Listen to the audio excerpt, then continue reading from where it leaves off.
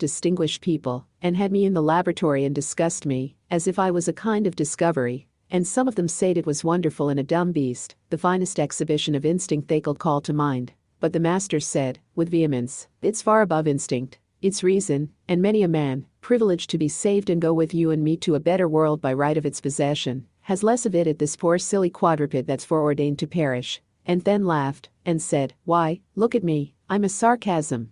Bless you, with all my grand intelligence, the only thing I inferred was that the dog had gone mad and was destroying the child, whereas but for the beast's intelligence, its reason, I tell you, the child would have perished. They disputed, and I was the very center of subjective idol, and I wished my mother could know that this grand honor had come tome. It would have made her proud. Then they discussed optics, as they called it, and whether a certain injury to the brain would produce blindness or not, but they could not agree about it, and said they must test it by experiment by and by. And next they discussed plants, and that interested me, because in the summer Sadie and I had planted seeds. I helped her dig the holes, you know, and after days and days a little shrub or a flower came up there, and it was a wonder how that could happen. But it did, and I wished I could talk. I would have told those people about it, and shown them how much I knew, and been all alive with the subject. But I didn't care for the optics. It was dull, and when they came back to it again it bored me, and I went to sleep. Pretty soon it was spring, and sunny and pleasant and lovely, and the sweet mother and the children patted me, and the puppy goodbye, and went away on a journey and a visit to their kin, and the master wasn't any company for us, but we played together, and had good times, and the servants were kind and friendly, so we got along quite happily and counted the days, and waited for the family. And one day those men came again, and said, now for the test, and they took the puppy to the laboratory, and I limped three-leggedly along, too feeling proud, for any attention shown to the puppy was a pleasure to me of course.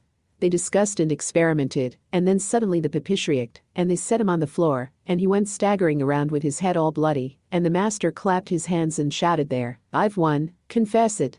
He's as blind as a bat, and they all said it so, you've proved your theory, and suffering humanity owes you a great debt from henceforth, and they crowded around him, and wrung his hand cordially and thankfully, and praised him. But I hardly saw or heard these things, for I ran at once to my little darling, and snuggled close to it where it lay, and licked the blood, and it put its head against mine, whimpering softly, and I knew in my heart it was a comfort to it in its pain, and trouble to feel its mother stitch, though it could not see me. Then it dropped down, presently, and its little velvet nose rested upon the floor, and it was still, and didn't move any more. Soon the master stopped discussing a moment, and rang in the footman, and said, bury it in the far corner of the garden, and then went on with discussion, and I trotted after the footman, very happy and grateful, for I knew the puppy was out of its pain now, because it was asleep. We went far down the garden to the farthest end, where the children and the nurse and the puppy, and I used to play in the summer in the shade of a great elm, and there the footman dug a hole, and I saw he was going topland the puppy, and I was glad, because it would grow and come up a fin handsome dog, like Robin Adair, and be a beautiful surprise for the family when they came home. So I tried to help him dig, but my lame leg was no good, being stiff, you know, and you have to have two, or it is nouse. When the footman had finished and covered little Robin up, he patted my head, and there were tears in his eyes, and he said, poor little doggy, you saved his child. I have watched 2 whole weeks, and he doesn't come up. This last week a fright has been stealing upon me. I think there is something terrible about this. I do not know what it is, but the fear makes me sick, and I cannot eat, though the servants bring me the best of food, and they pet him so, and even come in the night, and cry, and say, poor doggy, dog, I've it up and come home. Don't break our hearts. And all this terrifious and the more, and makes me sure something has happened. And I am so weak since yesterday I cannot stand on my feet any more. And within this herd servants, looking toward the sun, where it was sinking out of sight and the night chill coming on, said things I could not understand, but he carried something cold to my heart. Those poor creatures. They do not suspect. They will come home in the morning, and eagerly ask for the little doggy that did the brave deed, and who of us will be strong enough to say the truth to them? The humble little friend is gone where go the beasts that perish. End of Project Gutenberg's A Dog's Tale, by Mark Twain, Samuel Clemens. End of this Project Gutenberg ebook A Dog's Tale. This file should be named 31740.txt or 31740.zip. This, and all associated files of various formats, will be found in https://www.gutenberg.org/3/1/7/3174/produced. By David Widger. Updated editions will replace the previous one. The old editions will be renamed. Creating the works from public domain print editions means that no one owns a United States copyright in these works, so the FOUNDATION can copy and distribute it in the United States without permission and without paying copyright royalties. Special rules set forth in the general terms of use part of this license apply to copying and distributing Project Gutenberg TM electronic works. Protect the Project Gutenberg TM concept and trademark. Project Gutenberg is a registered trademark and may not be used if you charge for the ebooks unless you receive specific permission. If you do not charge anything for copies of this ebook, complying with their rules is very easy. You may use this ebook for nearly any purposes such as creation of derivative works, reports, performances and research.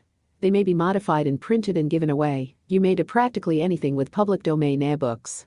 Redistribution is subject to the trademark license, especially commercial redistribution. Start full license. The full Project Gutenberg license. Please read this before you distribute or use this work to protect the Project Gutenberg TM mission of promoting the free distribution of electronic works by using or distributing this work or any other work associated in any way with the phrase Project Gutenberg. You agree to comply with all the terms of the full Project Gutenberg TM license, available with this file or online apps, Gutenberg.org license. Section 1. General terms of use in redistributing Project Gutenberg to electronic works. 1.a. By reading or using any part of this Project Gutenberg to electronic work, you indicate that you have read, understand, agree to and accept all the terms of this license and intellectual property, trademark copyright, agreement. If you do not agree to abide by all terms of this agreement, you must cease using and return or destroy all copies of Project Gutenberg TM electronic works in your possession. If you paid a fee for obtaining a copy of or access to a Project Gutenberg TM electronic work and you do not agree to be bound by the terms of this agreement, you may obtain a refund from the person or entity to whom you paid the fee as set forth in paragraph 1.8.1.b. Project Gutenberg is a registered trademark. It may only be used on or associated in any way with an electronic work by people who agree to be bound by the terms of this agreement. There are a few things that you can do with most Project Gutenberg TM electronic work 7 without complying with the full terms of this agreement. See paragraph 1.c below. There are a lot of things you can do with Project Gutenberg TM electronic works if you follow the terms of this agreement and help preserve free future access to Project Gutenberg TM electronic works.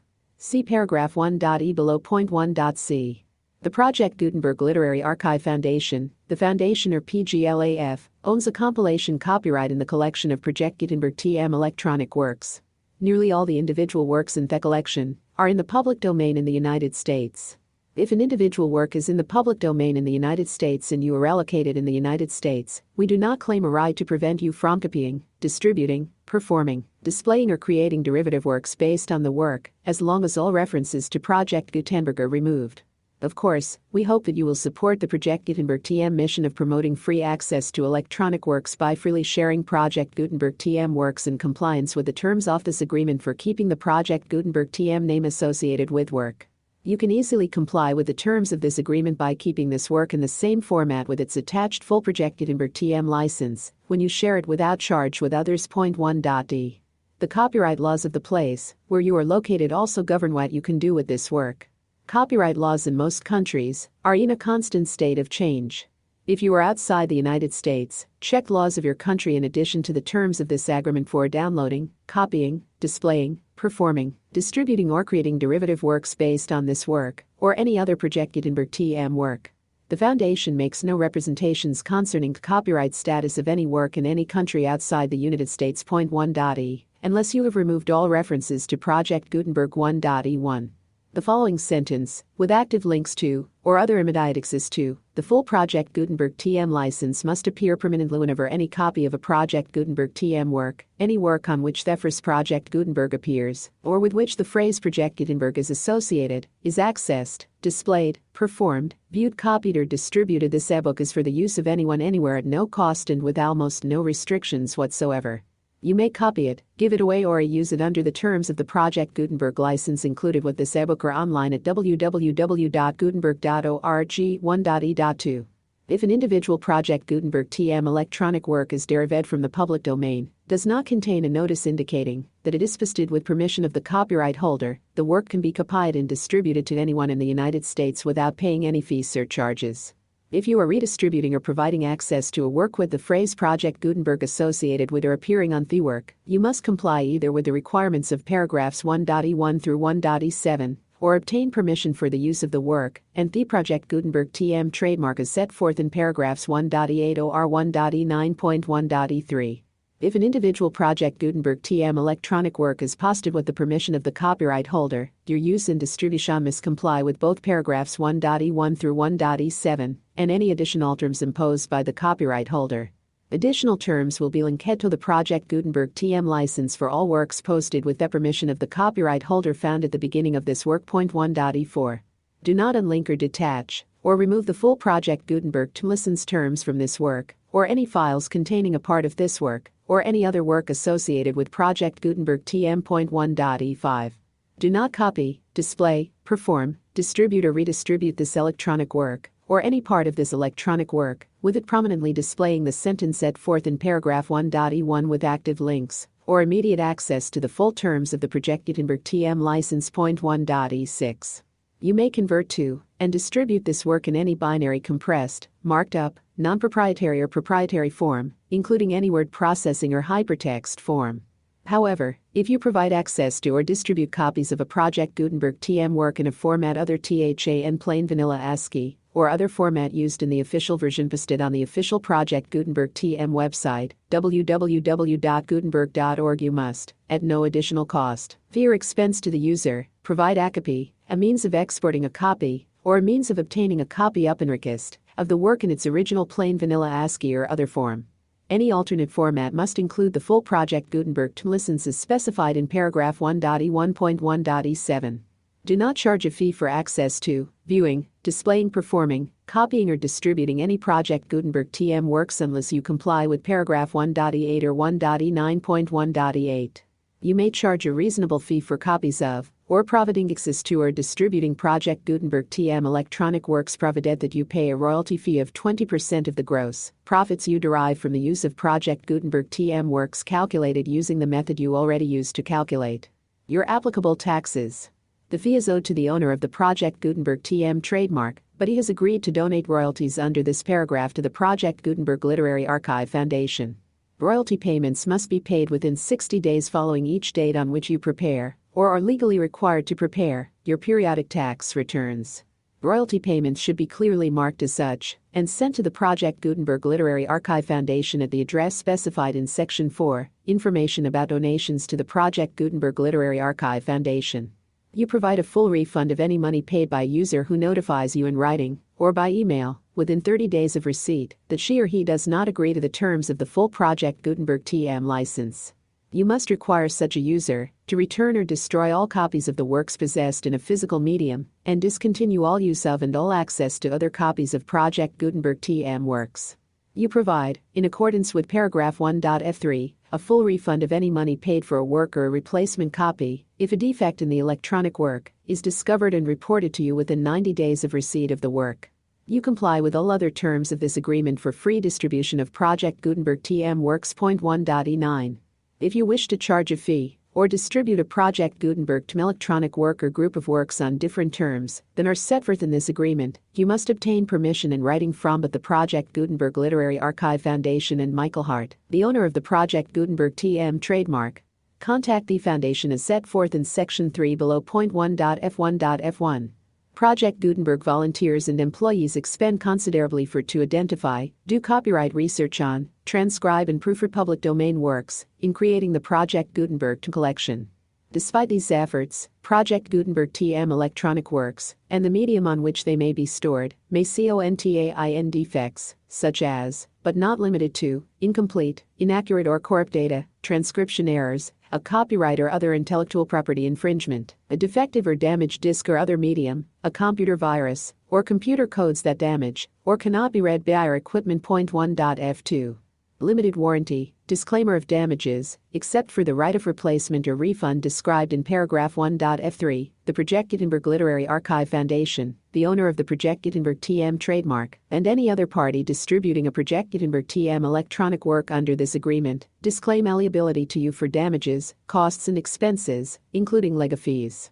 You agree that you have no remedies for negligence, strict liability, breach of warranty or breach of contract except the set provided in paragraph F3.